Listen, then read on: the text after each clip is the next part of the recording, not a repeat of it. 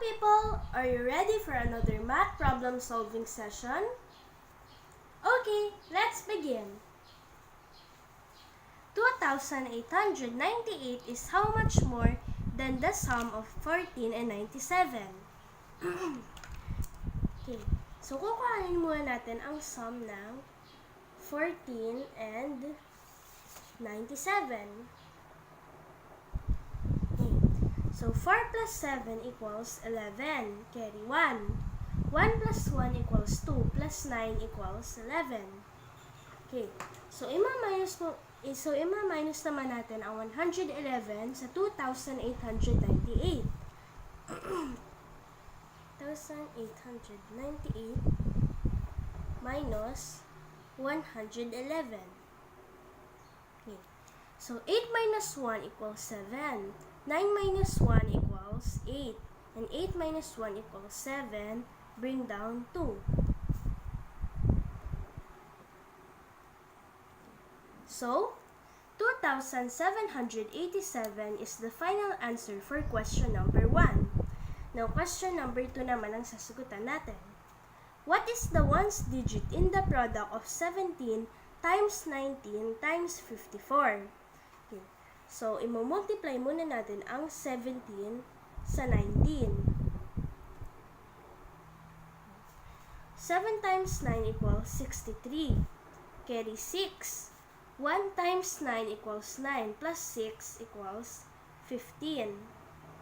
7 times 1 equals 7. 1 times 1 equals 1. Bring down 3. 7 plus 5 equals 12. Carry 1.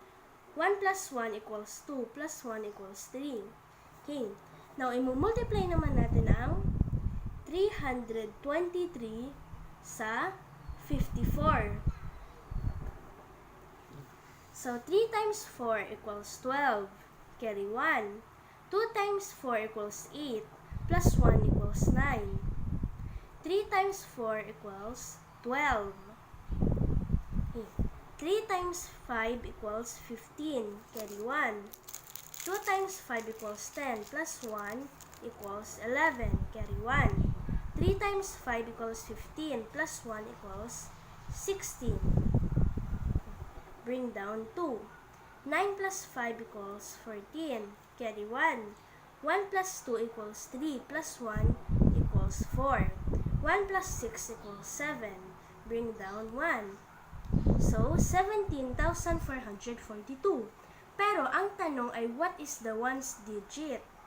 So, ito na po ang ating final answer.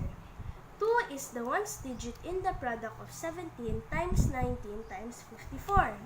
For our next video, ito naman ang ating sasagutan. Sharon read 632 pages during his summer reading program. In order to reach his goal of 950 pages, how many pages does he need to read?